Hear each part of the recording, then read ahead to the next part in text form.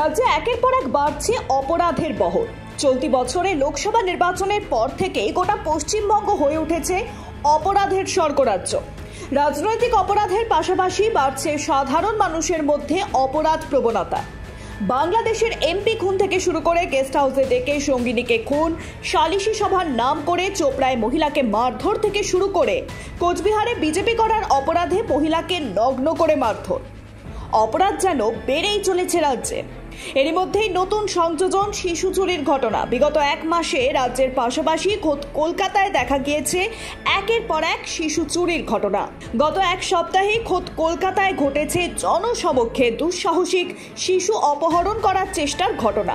গত 5 তারিখ শুক্রবার খোদ কলকাতার নিউ টাউন থেকে প্রকাশ্য দিবালোকে শিশু চুরির দুঃসাহসিক প্রচেষ্টা দেখা গিয়েছে। যদিও স্থানীয়দের সহায়তায় রুখে দেওয়া গিয়েছে সেই শিশু চুরির ঘটনা। বাইক নিয়ে পালিয়ে যায় অপহরণকারী। কি ঘটেছিল সেদিন? স্থানীয়দের দাবি, টেকনোসিটি থানার অন্তর্গত নিউ টাউন চপ্পাচুরিয়া এলাকায় গন্ডার মোড়ের কাছে এক শিশু কন্যাকে খাবারের লোভ দেখিয়ে বাইকে করে তুলে নিয়ে যাওয়ার চেষ্টা করে এক যুবক। স্থানীয়রা দেখতে পেয়ে খবর দেয় কর্তব্যরত সিভিক ভলেন্টিয়ারদের। এরপরে ভলেন্টিয়াররা ওই বাইক আরোহীকে ধাওয়া করলে শিশুটিকে কিছুটা দূরে নির্জন জায়গায় ফেলে পালিয়ে যায় অপহরণকারী। গোটা ঘটনার তদন্তে নেমেছে পুলিশ। এর ঠিক পরদিনই শনিবার ফের ভাঙড়ে ঘটে শিশু অপহরণের চেষ্টা। ভাঙড় থানা থেকে ঢিলছোড়া দূরত্বে অবস্থিত ভাঙড় প্রাইমারি স্কুলের সামনে থেকে 2 শিশুকে তুলে নিয়ে যাওয়ার চেষ্টা করে অপহরণকারীরা। স্থানীয় সূত্রে খবর, 2 স্কুল পড়ুয়া শিশু স্কুলের গেটের কাছে আসতে না আসতেই একটি অমনি মারুতি গাড়িতে করে মুখে মাস্ক বেঁধে 2 যুবক ওই শিশু দুটিকে তুলে নিয়ে যাওয়ার চেষ্টা করে।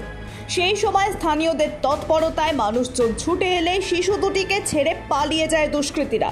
পুলিশ ওই 2 শিশুকে উদ্ধার করে নিয়ে যায় থানায়। স্থানীয় মানুষজন এবং অভিভাবকরা পুলিশের নিরাপত্তা নিয়ে সরব হয়। এখানেই শেষ নয়। গত জুন মাসের 26 তারিখ হুগলি জেলার সদর শহর চন্দননগরের হাসপাতাল থেকে এক সদ্যজাত শিশু চুরির ঘটনা ঘটে। গত 26 তারিখ বুধবার চন্দননগর হাসপাতালে ঋতু রায় নামে এক গর্ভবতী মহিলা প্রসব বেদনা নিয়ে ভর্তি হন। ওই দিনই বেলা 12টায় এক সন্তানের জন্ম দেন ওই মহিলা। হাসপাতালের তরফ থেকে এরপরই ওই মহিলার স্বামীকে পুত্র সন্তান দেখানো হয়। সেই অনুযায়ী হাসপাতালের কাগজপত্রে সই করেন ওই মহিলার স্বামী বিশ্বজিৎ রায়। কিন্তু এর পর মুহূর্তেই অন্য একটি কন্যা সন্তানের দেখানো হয় বিশ্বজিৎ বাবুকে। এরপরে বিশ্বজিৎ বাবু দাবি করেন ওই হাসপাতালের স্বাস্থ্যকর্মী তার সন্তান বদল করেছে। তিনি ডিএনএ টেস্ট করে আসল শিশু শনাক্তকরণের দাবি পর্যন্ত করেন। যদিও এই ঘটনা নিয়ে তদন্তের আশ্বাস দেন হাসপাতালের সুপার। এখানেই যে শেষ নয়, গত মে মাসের 26 তারিখ দমদম স্টেশন এলাকা থেকে চুরি যায় এক শিশু কন্যা। যদিও অভিযুক্তকে গ্রেফতার করে ওই শিশু কন্যাকে উদ্ধার করে সিথি থানার পুলিশ।